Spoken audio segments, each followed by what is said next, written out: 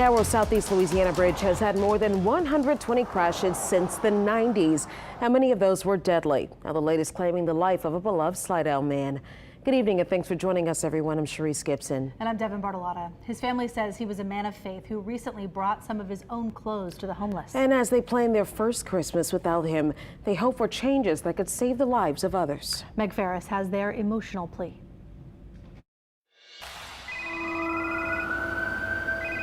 My phone started ringing about 5:52. Hilda Pichon Kidd got a pre-dawn phone call from a doctor on November 11th, one that is every parent's nightmare. I have some bad news. It was a head-on collision. Your grandson, Amir, is in stable condition, but we couldn't save Farrell. And I'm like, I just dropped the phone. I started screaming. Her 47-year-old son, Farrell Dupree Pichon, and 20-year-old grandson, Amir Pichon, were coming from their overnight work shift, crossing the Highway 11 Front Street overpass near Slidell when it happened.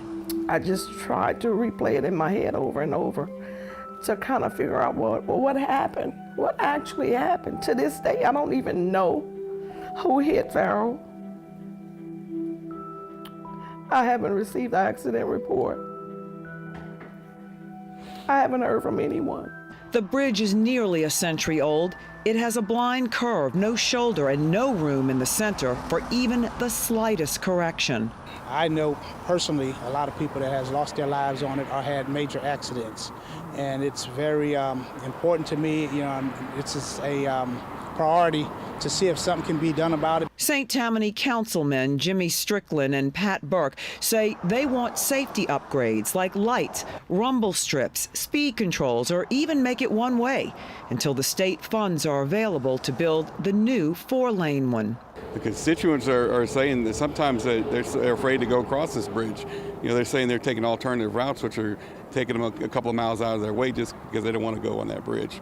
In the last 3 decades, there has been more than 120 crashes on this bridge, and travel across it has taken the lives of 6 people.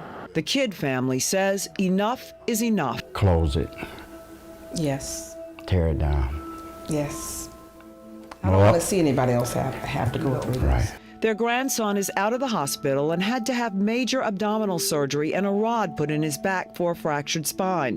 He starts physical therapy soon so he can have the ability to walk again, but he'll never have time again with his dad. Right now, he says, Mimi, I depressed a lot, and I can't sleep. He said, Mimi, I couldn't save my dad. I tried to save him, but I couldn't save my dad. Farrell was a very loving young man to the whole family, and he was loved by the family. And for such a tragedy to happen like that, it was gut-wrenching. Farrell's funeral was the week of Thanksgiving. It was my first Thanksgiving without Farrell because he always came over for gumbo. And his mother, who now knows the greatest loss, says she'll advocate for a new bridge in her son's name until she takes her last breath. From Slidell, Meg Ferris, WWL, Louisiana. In October, the St. Tammany Parish government gave the state 19 road projects that are needed. That Highway 11 overpass is the second highest priority after bridges over Pearl River on Highway 90.